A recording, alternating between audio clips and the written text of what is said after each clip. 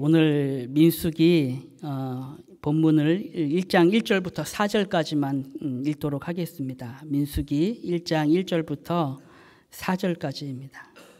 이스라엘 자손이 애굽 땅에서 나온 후 둘째 해 둘째 달 첫째 날에 여호와께서 시내 광야 회막에서 모세에게 말씀하여 이르시되 너희는 이스라엘 자손의 모든 회 중 각 남자의 수를 그들의 종족과 조상의 가문에 따라 그 명수대로 계수할지니 이스라엘 중 20세 이상으로 싸움에 나갈 만한 모든 자를 너와 아론은 그 진영별로 계수하되 각 지파의 각 조상의 가문의 우두머리 한 사람씩을 너희와 함께 하게 하라. 아멘. 지난주에 민수기의 시작에 대해서 생각하면서 민수기 시작은 출애굽하고 1년이 지난 후에 2년째 되는 해에 둘째 달부터 시작한다, 그렇게 말씀을 드렸습니다. 그래서 아직 이스라엘은 시내 광야에 머물러 있었을 때고요. 다시 행군한 날을 기다리고 있는 그때에 하나님께서 모세에게 백성의 수를 계수하라, 그렇게 명령을 하십니다. 명령을 하시는데 방금 읽은 말씀에서도 우리가 본 것처럼 이 인구조사는 백성 전체의 수를 세는 인구조사가 아니라 3절에 있는 말씀처럼 20세 이상으로 싸움에 나갈 만한 남자의 수를 계수하는 그런 인구조사였습니다. 그러니까 한마디로 말하면 군인을 세는 그런 조사였는데요.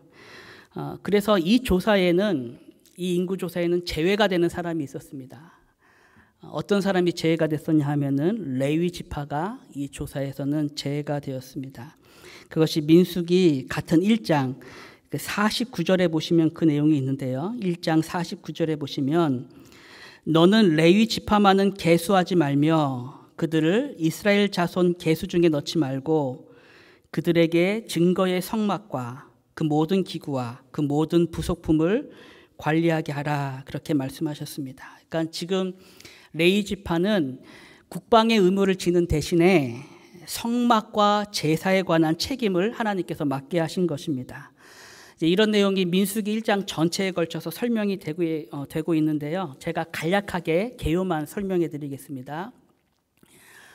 민수기 1장 5절부터 19장까지는 이제 인구 조사를 시작함에 있어서 모세와 아론을 도와가지고 각 지파별로 이스라엘 수를 계수할 각 지파의 우두머리 한 사람씩 그 이름이 소개되고 있습니다. 그게 19절까지 내용이고요. 그 다음 20절부터 46절까지는 그렇게 계수를 해서 나온 사람들의 숫자가 46절까지 각 지파별로 그렇게 나와 있습니다. 보시는 표가 그것을 정리한 내용입니다. 그 맨 밑에 있는 숫자, 그게 총 계죠. 20세 이상으로 싸움에 나갈 남자의 수 해가지고 60만 3,550명 그렇게 나와 있습니다. 특별히 이걸 이제 지금 지파별로 나눠놨는데요. 유다 지파가 가장 그 숫자가 많이 있습니다. 유다 지파. 므낫세 지파나 베냐민 지파와 비교하면은 배 이상 지금 많은 것을 볼 수가 있고요. 나머지 지파와도 비교해봐도 10,000명 이상은 지금 많은 숫자를 유다 지파가 보이고 있는 것인데요. 그리고 나서 이제 나머지 내용 1장 47절부터 54절 나머지 내용을 보면 아까 말씀드린 것처럼 인구 조사에서 빠진 그 레위인과 관련해서 그 레위인들이 감당해야 할 의무로서 이제 성막에 관한 일, 제사에 관한 일, 그런 일들이 이제 교훈되고 있습니다. 레위인은 증거의 성막에 대한 책임을 지킬지라라는 말로 레위인의 책임을 이 한 구절로 표현이 되고 있습니다. 이제 그리고 나서 2장으로 넘어가면 민수기 2장에는 이제 인구조사가 끝난 다음에 각 지파별로 그들이 광야에 머물러 있을 때나 또 행진할 때 어떻게 진을 치고 또 어떻게 행진해야 하는지 그러한 내용이 2장에 걸쳐서 쭉 소개가 되고 있습니다. 이제 그림으로 표현하자면 이렇게 나타날 수가 있는데 아까 민수기 1장에서 인구 조사했을 때 장정의 수 20세 이상 남자의 수가 60만 명이 넘었잖아요. 그러면 이제 60만 명이면 이스라엘 전체의 인구는 당시에 최소한 잡았을 때 200만이 넘었다. 그렇게 우리가 생각을 할 수 있는데 그 200만이 넘는 사람들이 광야에서 진을 치고 행진할 때 그 면적이 얼마나 됐을까? 진을 쳤을 때의 면적, 또 행진했을 때의 면적이 얼마나 됐을까라는 것에 대해서 궁금증을 가지고 그것을 계산하신 분이 계십니다. 이제 그런 학자들은 우리가 연구를 할 때 우리가 그냥 감사히 여기고 그분들의 결과만 우리는 알면 되죠. 근데 그분들이 이제 계산을 해보니까 대략적으로 축구장 400개 정도의 면적은 항상 그들 가운데 있었다라고 말을 하고 있습니다. 그러니까 사람들이 광야에서 진을 치고 있었을 때나 행진할 때 항상 축구장 400개 정도의 면적 안에는 사람들로 가득 차 있었던 거죠. 그러니까 정말로 어마어마한 그런 이스라엘 민족이 머물고 또 이동하는 그런 모습을 우리가 알게 되는 것인데요. 이제 이거는 참고로 말씀을 드리는 것이고요. 오늘은 이제 민수기 내용 가운데서 특별히 레위인과 관련된 내용을 잠깐 나누려고 합니다. 아까 민수기 1장에서 하나님께서 이스라엘의 수를 계수하라 그렇게 말씀하시고 단 레위인은 계수하지 말아라 그렇게 말씀하셨는데 나중에 3장에 가서 보면은 이번에는 하나님께서 레위인을 계수하라 그렇게 말씀하십니다. 레위인을 계수하라. 3장 14절인데요. 한번 보시겠습니까? 3장 14절 보시면 민수기 여호와께서 시내 광야에서 모세에게 말씀하여 이르시되 레위 자손을 그들의 조상의 가문과 종족을 따라 계수하되 1개월 이상 된 남자를 다 계수하라 그렇게 말씀하십니다. 앞서 12지파를 계수할 때는 20세 이상으로 계수했잖아요. 근데 지금 레위인을 계수할 때는 한 달 이상 된 남자를 계수하라 그렇게 말했습니다. 그러니까 지금 레위인의 계수는 전쟁을 위한 계수가 아니다라는 것을 우리가 알 수가 있는 거죠. 전쟁을 위한 계수가 아니라 하나님의 특별한 목적과 의미가 있는 계수다라는 것을 우리가 알 수 있는 것입니다.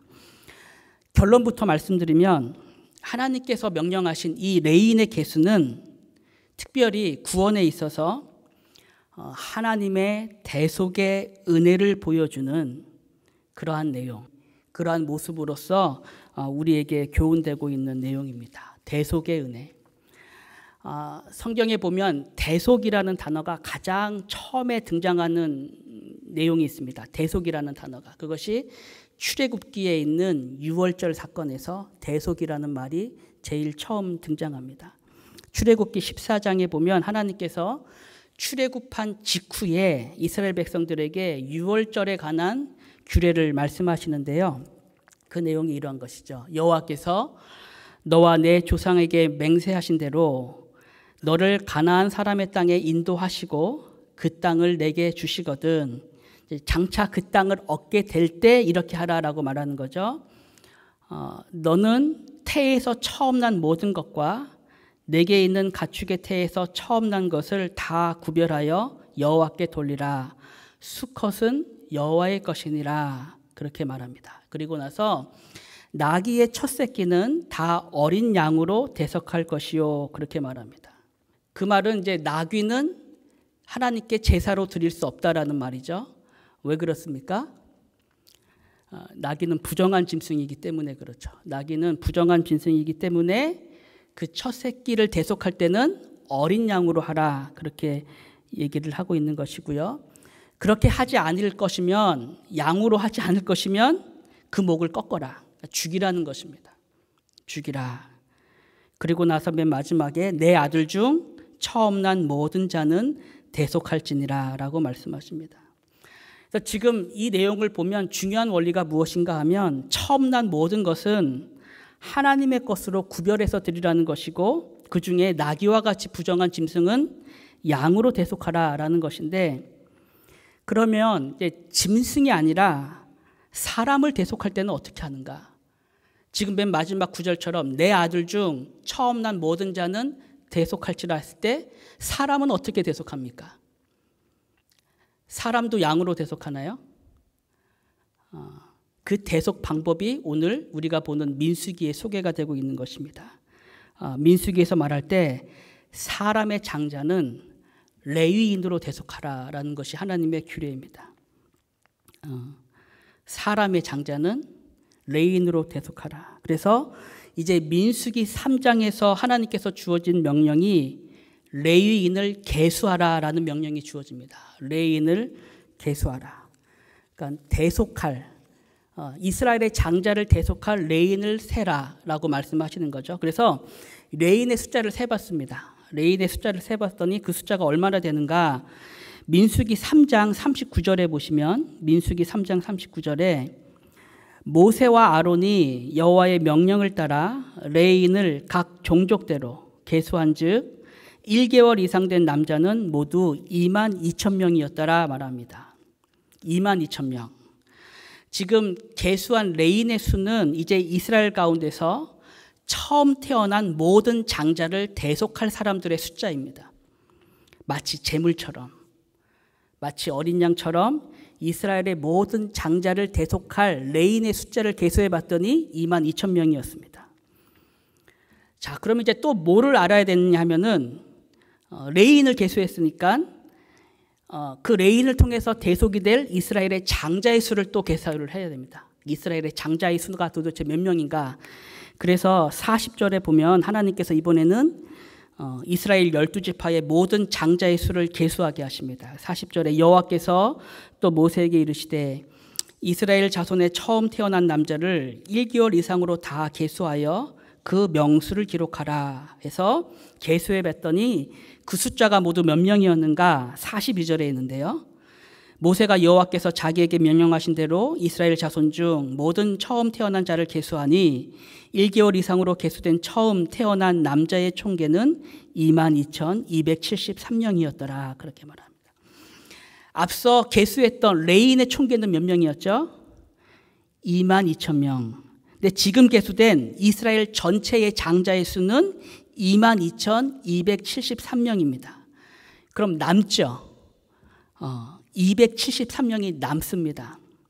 그 말은 뭐냐 하면은 이제 이스라엘 장자 중에 273명은 대속이 안 된다는 말입니다.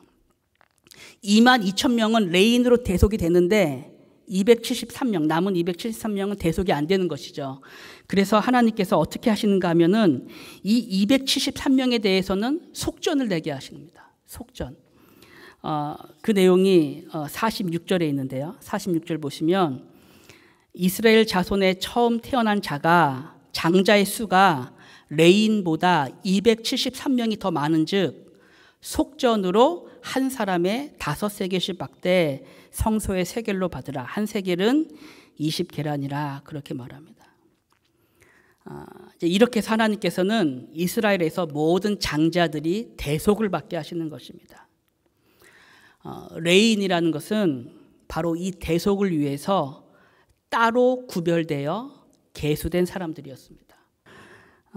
그런 점에서 민수기에는 가장 먼저 하나님의 백성으로 계수된 그 백성의 수가 나타나고 그것을 이어서 그 백성들 중에 장자를 위해 따로 구별되어 계수된 레위인들의 숫자가 계수되어서 나타나고 있는 것입니다.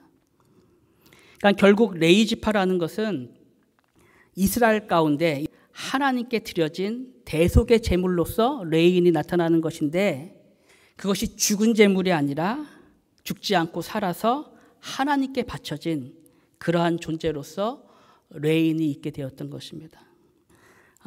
그럼 이제 우리가 생각할 수 있는 것이 왜 이 역할을 레위 지파가 맡게 되었는가?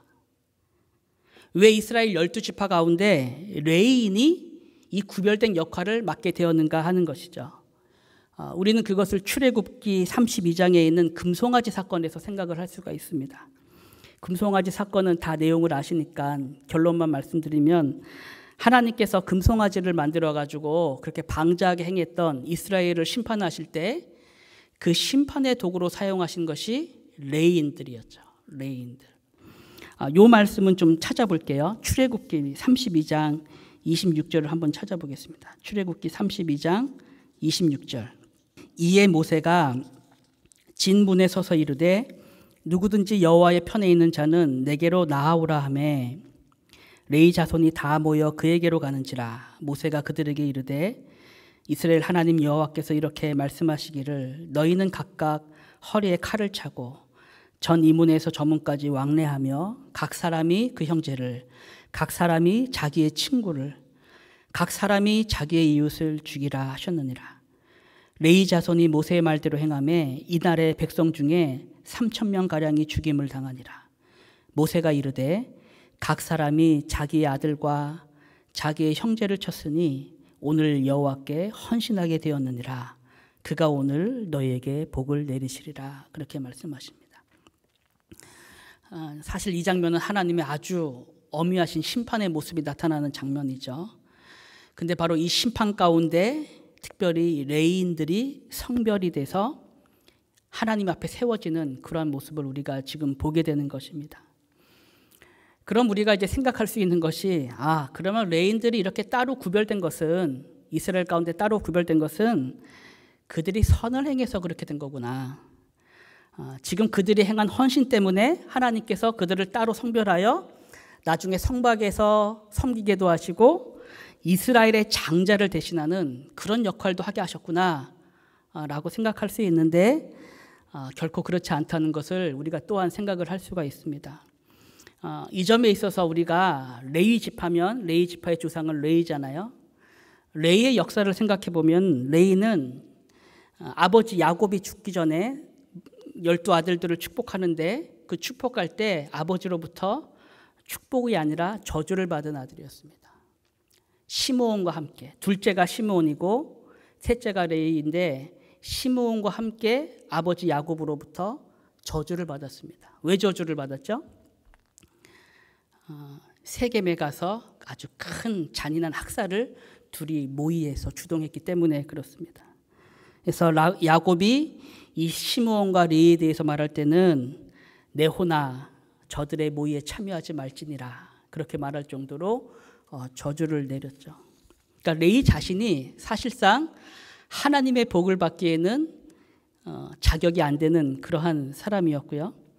바로 그 레위의 자손으로 나중에 이스라엘의 대제사장이 되게 되는 아론, 그 아론을 우리가 생각해봐도 아론은 비록 제사장으로 됐지만 이스라엘의 초대 대제사장이 됐지만 사실상 그 역시도 금송아지를 섬길 때에 백성들을 함께 북돋고 죄를 질 수 있도록 그런 역할을 했던 사람입니다. 성경에 기록할 때 그가 백성들을 방자하게 했다라고 말합니다. 금송아지를 섬기는 일에 있어서 아론이 백성들을 방자하게 했다. 그렇게 기록을 하고 있습니다. 그러니까 아론 역시도 대제사장이 됐지만 그 역시도 자격이 없는 사람이었습니다. 아론의 아들들도 그렇죠. 아론에게는 모두 4명의 아들이 있었는데요. 4명의 아들 중에 첫째하고 둘째가 아버지를 따라서 제사장의 반차를 이어받게 되죠. 제사장이 됩니다. 제사장으로 위임을 받게 되는데 나답과 아비후죠. 첫째와 둘째가 모두 4아들 중에 그들이 제사장으로 임명을 받고 첫 제사를 드리고 나서 며칠이 안 돼가지고 하나님께서 명하시지 않은 불을 담아가지고 들어갔다가 즉시로 죽게 되는 그런 일을 당하게 됩니다. 그게 오늘 민수기 3장에도 언급이 되고 있는 내용인데요. 우리가 이런 내용을 생각해 보면 지금 레위 지파라는 것이 비록 이스라엘 가운데서 구별이 돼서 성별이 되었지만 그의 조상 레위로부터 시작해가지고 아론에 이르고 또 그 아들에 이르는 그 제사장 가문, 레위 지파에서 가장 영광스러운 가문이잖아요. 제사장 가문은. 근데 그 제사장 가문조차도 사실상은 하나님으로부터 복을 받을 수 있는 아무런 조건이 없었다는 것을 우리가 보게 되는 것입니다. 실상 그들도 하나님으로부터 멸망을 받아 마땅한 그러한 사람들이었습니다. 그럼에도 불구하고 하나님께서 이제 저들에게, 이 레위 지파에게 특별한 섭리와 주권적인 은혜를 허락하셔서 이스라엘 가운데 구별이 되게 하시고, 그래서 성막에서 봉사하게 할 뿐만 아니라 오늘 말씀처럼 그들의 존재 자체로, 레인이라는 존재 자체로 이스라엘 모든 장자들의 속전이 돼서 하나님께 드려지는 놀라운 삶을 살게 하신 것입니다. 그 존재 자체로. 결론적으로 오늘 이러한 모든 모습이 보여주는 것은 우리에게 그 레인이 아니라 우리의 온전한 레인이 되신 예수 그리스도를 보여주는 것이죠. 하나님 앞에서 우리를 위해 속전이 되신, 대속이 되신 영원하고 온전한 그 재물 예수 그리스도를 우리에게 보여줍니다. 이스라엘 가운데 레위 사람들이 그 하나님의 대속의 은혜에 대한 가시적인 증거가 되었던 것처럼 레위인 자체가 이스라엘 백성들에게 하나님께서 주시는 대속의 은혜에 대한 가시적인 증거가 되었던 것처럼 이제 그 모든 것의 실체가 되시는 예수 그리스도를 믿음으로 바라보는 모든 사람들에게는 참으로 나의 생명의 구속이 그리스도로 말미암아 하나님 앞에서 온전히 이루어졌다라는 것을 믿음으로 바라볼 수가 있게 되는 것입니다. 바로 그러한 점에서 하나님께서는 지금도 우리에게 말씀하실 때 장자는 내 것이라 그렇게 말씀하십니다. 장자는 내 것이라. 그럼 하나님께서 말씀하시는 장자는 누구를 말할까요? 이 장자는 어떤 사람들을 말하는 걸까요? 이 말씀만 보고 마치도록 할게요. 시브리서 12장 22절입니다. 시브리서 12장 22절. 우리가 자주 보고 인용하는 말씀인데요. 그러나 너희가 이른 곳은 시온산과 살아계신 하나님의 도성인 하늘의 예루살렘과 천만 천사와 하늘에 기록된 장자들의 모임과 교회와 만민의 심판자이신 하나님과 및 온전하게 된 의인의 영들과 라고 말합니다. 지금 시브리서에서 하늘에 기록된 장자들의 모임이라고 했을 때 결국 이 장자의 모임이 의미하는 것은 그리스도의 대속의 은혜를 입은 모든 신자들을 말하는 것입니다. 마치 레인을 통해서 이스라엘의 장자들이 대속이 되었던 것처럼 이제 그리스도 예수의 대속의 은혜를 입어서 하나님의 자녀가 된 모든 신자들은 동일하게 장자와 맏아들로서 하나님 앞에 서게 되는 것입니다. 그래서 이 장자에는 여자들이 포함 안 되는 것이 아니고 둘째나 막내가 포함이 안 되는 것이 아니고 대속의 은혜를 입은 모든 자들이 다 이 안에 포함이 되는 것입니다. 그러니까 이 표현 자체가 하나님의 참 교회를 말하는 것이죠. 하늘에 기록된 장자들의 모임. 바로 저와 여러분들이 지금 그 은혜 안에 있는 것입니다. 저와 여러분들이 이 광야의 삶을 살지만 저와 여러분들이 이 땅에서 받고 있는 은혜는 바로 이 은혜입니다. 우리의 신분이 하늘에 속한 자로, 하늘에 기록된 장자로서 오늘 하루를 이 광야의 삶 속에서 살아가게 된 것입니다. 그 점에서는 레인만 하나님께 바쳐진 사람이 아니죠. 레인만 하나님께 바쳐진 것이 아니라 우리도 하나님께 바쳐진 사람들입니다. 레인에게만 땅을 갖지 못했기 때문에 하나님이 그 기업이 되시는 것이 아니라 저와 여러분들에게도 하나님만이 우리의 삶의 기업이 되십니다. 하나님이 우리의 기업입니다. 삶과 죽음에 있어서 우리의 영원한 기업은 하나님이십니다. 하나님이 기업이 되신다라는 말을 우리가 자주 쓰고 듣기도 하지만 우리는 정말 그것의 의미를 너무나도 모르고 살 때가 많이 있습니다. 하나님이 기업이 되신다. 우리 삶에 있어서 삶과 죽음의 모든 일에 하나님이 나의 삶의 기업이 되신다.